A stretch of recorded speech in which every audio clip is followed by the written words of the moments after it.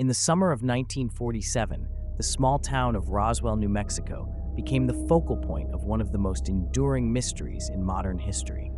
What began as a seemingly routine discovery on a ranch soon evolved into a massive controversy involving government secrecy, extraterrestrial speculation, and decades of conspiracy theories. Welcome back, you over 1,200 friends and newcomers who have yet to subscribe. Today, we will be diving into the Roswell Incident, so turn off the lights, sit back, and join us, shall you?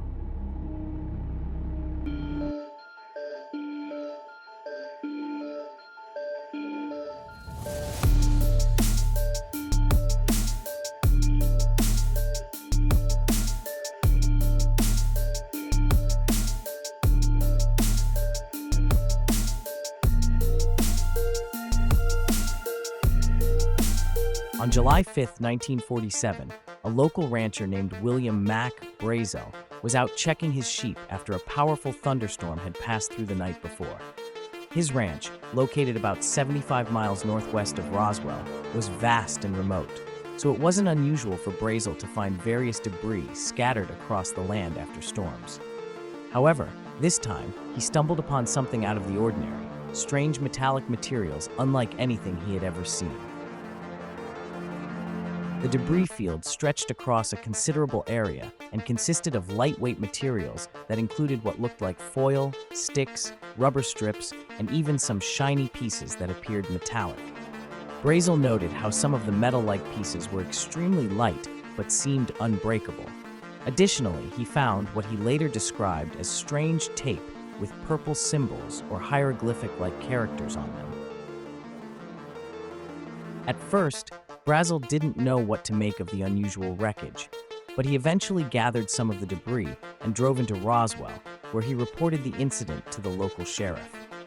This report would set off a chain of events that would forever change Roswell's place in history. The sheriff of Roswell, George Wilcox, quickly contacted the Roswell Army Airfield, RAF, about Brazel's discovery. Given the time period, just 2 years after the end of World War II, anything that seemed remotely related to aviation or military technology was of keen interest to the authorities. In response, the RAF dispatched Major Jesse Marcel, an intelligence officer, to investigate the debris found on Brazel's property. Marcel visited the ranch and collected a large amount of the material. What he found was astonishing. According to later accounts, Marcel believed the wreckage was unlike anything he had encountered in his military career. The metallic material could not be dented, even with a hammer, and some of it had a peculiar memory-like quality, returning to its original shape after being crumpled. After collecting the material, Marcel brought some of it back to the Roswell base for further analysis. The military quickly took control of the situation, issuing a statement to the local press on July 8, 1947. The headline in the Roswell Daily Record that day was explosive: RAF captures flying saucer on ranch in Roswell region. The announcement led to a brief, intense media frenzy. Newspapers across the country picked up the story, and speculation about extraterrestrial life skyrocketed. However, just as quickly as the story gained traction, it was abruptly shut down. The very next day, the military issued a retraction, claiming that the flying saucer was not a UFO, but a weather balloon. They presented this explanation as definitive and moved swiftly to suppress further speculation. In 1994, after decades of rumors, conspiracy theories, and public pressure, the U.S. Air Force released a report in an attempt to put the Roswell incident to rest. The report revealed the existence of a classified military project known as Project Mogul, which had been operational during the time of the Roswell event. Project Mogul was designed to use high-altitude balloons equipped with advanced sound detection technology to monitor Soviet nuclear tests. The balloons carried long arrays of microphones designed to detect sound waves from nuclear explosions in the upper atmosphere. The project was highly secretive, which explained the military's initial need for discretion. According to the 1994 report, the wreckage found on Brazel's ranch was in fact the remnants of one of these Mogul balloons. This official explanation provided details about how the unusual materials could have been misinterpreted by witnesses. For example, the lightweight metallic foil found at the site was likely radar-reflective material used in the balloons, and the strange symbols could have been markings on tape that held the balloon components together.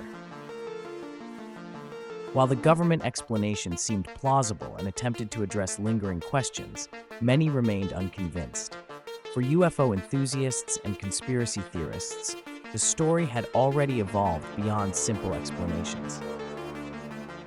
One of the main reasons the Roswell incident continued to captivate the public long after 1947 was the feeling that there was more to the story than what the government was willing to admit. The initial military press release that described the wreckage as a flying saucer and the rapid retraction that followed left many questioning the truth. By the late 1970s, interest in the incident was reignited when Jesse Marcel, the intelligence officer who had first examined the debris, began to speak publicly about his experiences. In interviews, Marcel expressed his belief that the material recovered from the ranch was not of this earth. He suggested that the cover story about the weather balloon had been a deliberate attempt to hide the truth. The notion of a government cover-up gained even more traction when several other individuals, including former military personnel, came forward with claims that alien bodies had been recovered from the crash site. These claims were bolstered by reports of strange military activity in the days following the crash, such as roadblocks set up near the site, and rumors of mysterious crates being flown out of the Roswell Army airfield. Books, documentaries, and television specials dedicated to the Roswell incident began to emerge in the 1980s and 1990s, each adding fuel to the growing belief that the U.S. government had recovered an extraterrestrial spacecraft and was concealing the evidence. Roswell wasn't an isolated event. Around the same time, the U.S. government was reportedly involved in other secretive activities related to UFO sightings. Perhaps the most famous of these is Area 51, a highly classified military base in Nevada. According to UFO lore, Roswell and Area 51 are closely connected, with some theories suggesting that the wreckage and even alien bodies from the Roswell crash were transported to this top-secret facility for study. The exact nature of what happens at Area 51 remains unknown to the public, as the base is heavily guarded and its operations are highly classified. However, many believe that it is a hub for the reverse engineering of alien technology recovered from various UFO crashes, including Roswell. The secrecy surrounding Area 51 has only heightened speculation and conspiracies about the government's knowledge of extraterrestrial life. Over the years, numerous witnesses have come forward with their accounts of what they saw or heard during the days following the Roswell incident. Some claim to have seen unusual military activity, while others report direct involvement with the recovery of alien bodies. One of the most famous alleged witnesses was Glenn Dennis, a mortician in Roswell, who claimed to have received strange requests from the military shortly after the crash.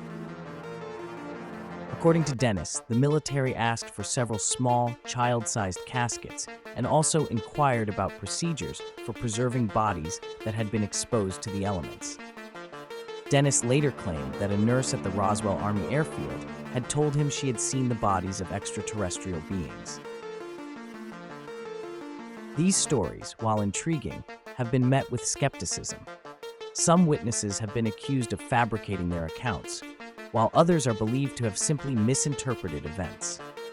The U.S. Air Force addressed these claims in a 1997 report, which explained that the alien bodies were likely crash test dummies used in high-altitude parachute experiments.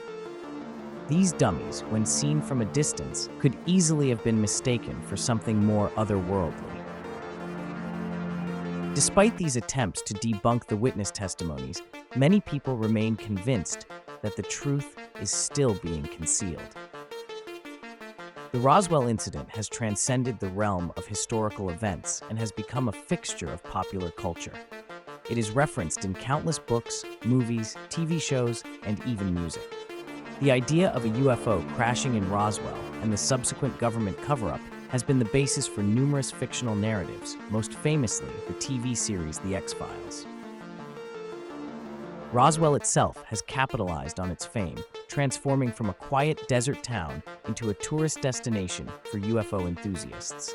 The annual Roswell UFO Festival attracts thousands of visitors from around the world, all eager to celebrate and explore the mystery that has defined the town's identity for over 70 years.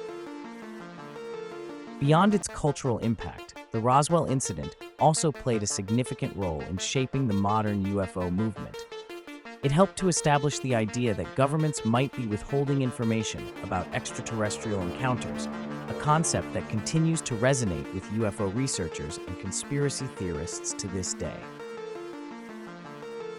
In recent years, the U.S. government has begun to take a more open approach to UFO investigations.